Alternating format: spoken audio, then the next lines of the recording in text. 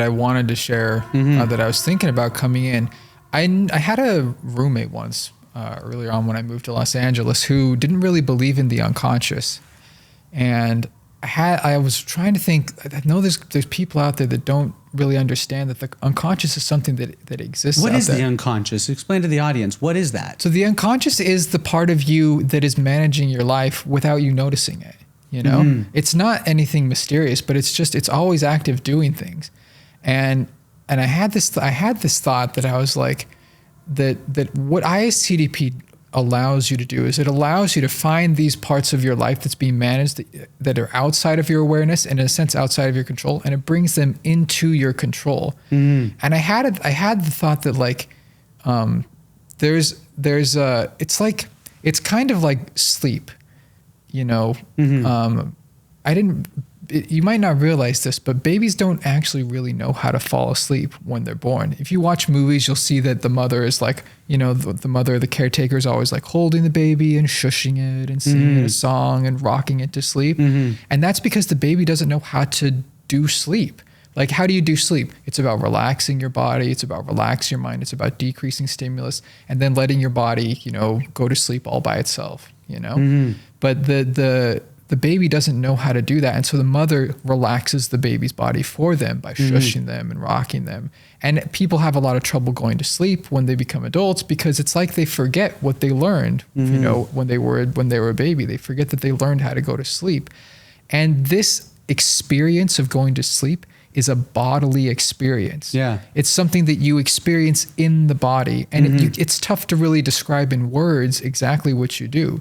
You know, it's like, how do you move your hand? You ask someone, how do you move your hand? You can't tell me. You couldn't describe to me like, oh, I think in my brain that I'm going to move my hand. And then you just move your hand, right? You just do it. It's something that you do with the body. And that's the way sleep is too, which is why it's hard to teach how to do, right? So we teach all these other things around it and help people learn how to relax themselves and then allow sleep to come. So ISTDP is similar to this, where it's very, in contrast to some other therapies, it's very bodily focused. It's about the reality of living in this body that you have, the one that's here, the one that exists in the world. And the feelings that you have, the happy feeling that makes you want to jump around and play, or the sad feeling that makes you want to cry and reach out for help, or the angry feeling that makes you want to assert yourself and push back, you know, stop things from happening.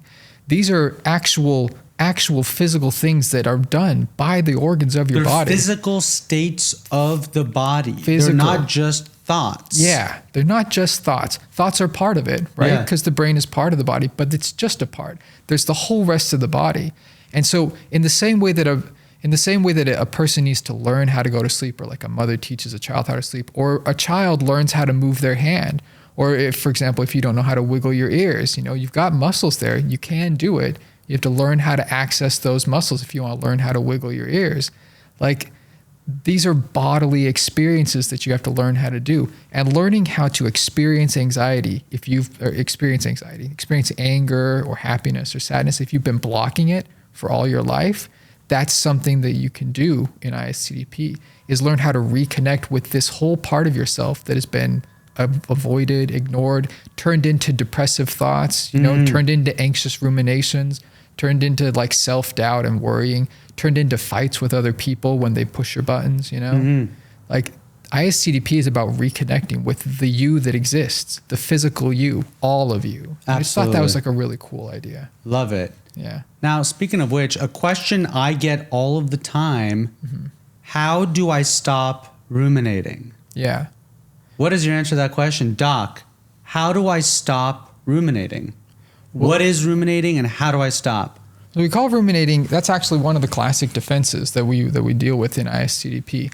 If you find yourself ruminating, you know, you could think about the content of your ruminations, but that's just going to be more ruminations, you know, and maybe they're reasonable, maybe they're helpful, you know.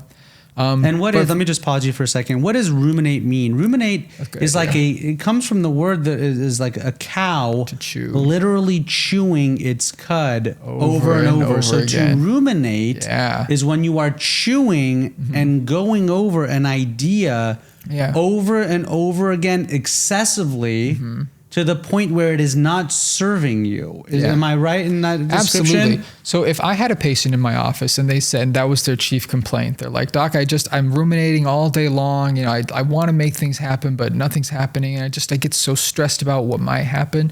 Then I'd be like, okay, so you try to support their distress there, because obviously they're in distress. And then the next question is, so when is the last time that this actually happened? Yes. You know, like, are you ruminating right now here in the room? Give me a specific example of the last time this happened. Right. Yes. So that's another, in the same way that ISTP is great because it's so clearly focused on your real body that's really happening right here. It's also focused on real things that are happening in your real life right now. Mm-hmm. So if you're having rumination problems, we're not just going to talk about rumination generally.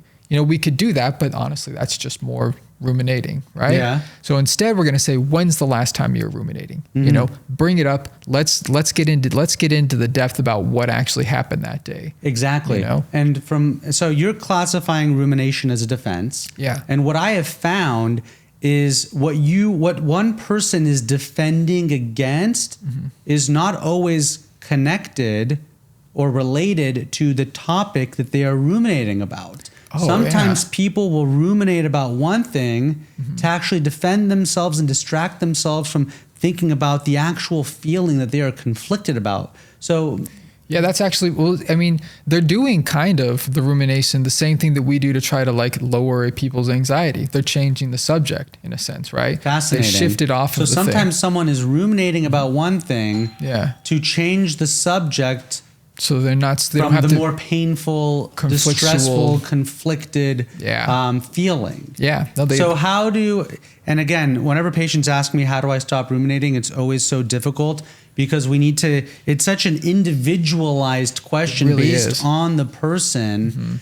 Mm-hmm. But do you have any sort of advice for people, Doc? How do I reduce my ruminating? Yeah, well, I mean, if I were to say something generally, I would say the first thing is to understand that the rumination is not necessarily about the thing that you're ruminating about. And then the second thing is to ask, what else is going on in my life right now that I'm not dealing with? Mm-hmm. You know, because I mean, 9, maybe even 10 times out of 10, if you look at what's going on that day when you're ruminating and think about the pressures that you have and the things that you desire, your real desire, you'll find something that's really bothering you, mm-hmm. you know, something that you actually want to work out. Mm-hmm. You know?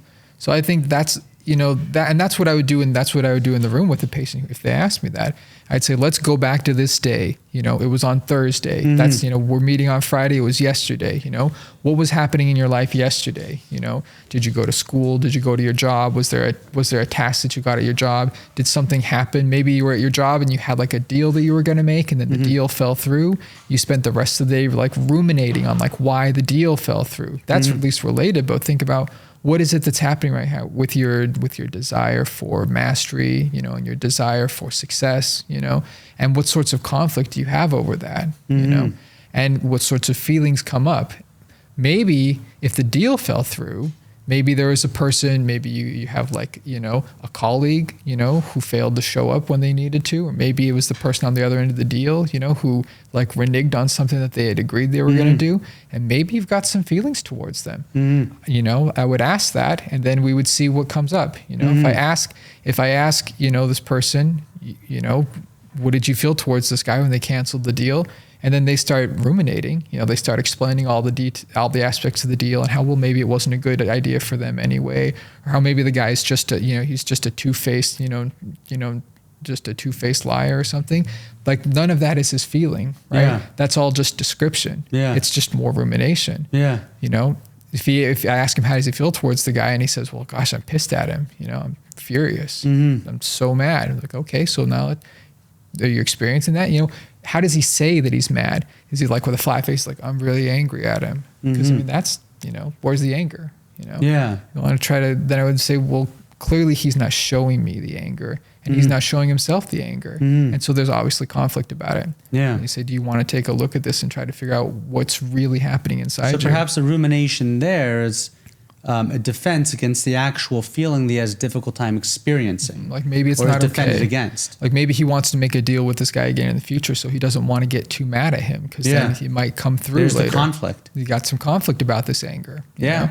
So the paradoxical thing is if he could actually experience the anger, you know, like experience falling asleep, like whatever, like the total actual experience in his body, then he would be free because he could satisfy the anger just by experiencing it. And then he would be free to have other feelings towards this guy, you know? Then the ruminations might be useful. Then he could have some empathy for the guy and be like, he was trying to do his best, you know? He's got other pressures than I do. Now I can approach him as a human, human with him, not as a guy who's like angry at him because, you know, he filched on his end of the deal. What do you think about the saying is when someone is ruminating, it's because they can't believe the lie they're trying to tell themselves? Yeah, I mean, it could be if the lie is that like they're not angry at this guy or that, you know, something like that would make sense. There's actually a really good book that was written by an excellent ISTDP therapist whose name is John Fredrickson.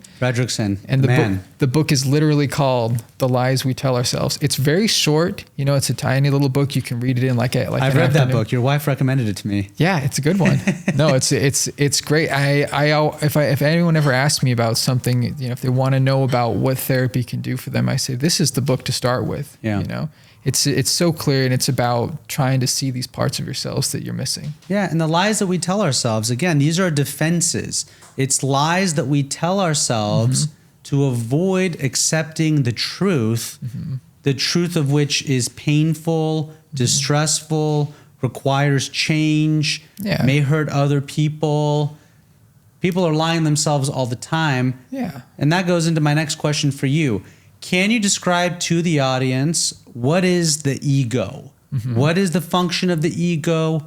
What does it mean? We don't have to get too Freudian and talk about the id and the superego. If you want to just throw in a little bit about those, you can. Sure. But what is the ego? So the ego is the part of the self that manages the interface between all of your internal desires and all of your societal expectations and all of your like community and family and friends' expectations of you, and then the rules of the outside world that you have to follow, and then also the balance of like natural reality, you know, the physical rules that you have to manage, and then also the things that you want to have accomplished in your hopes and your dreams. So the ego is this part of you that tries to figure out how to make everybody happy. And it can be overwhelming for the ego if it doesn't have good practice. It doesn't have a lot of flexibility in doing that.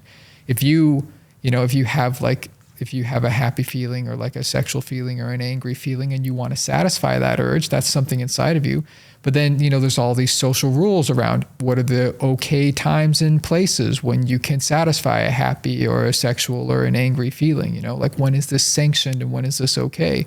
And then there's also the physical reality, you know. You know, there literally could be things like the weather or, you know, the location, you know, the time of day.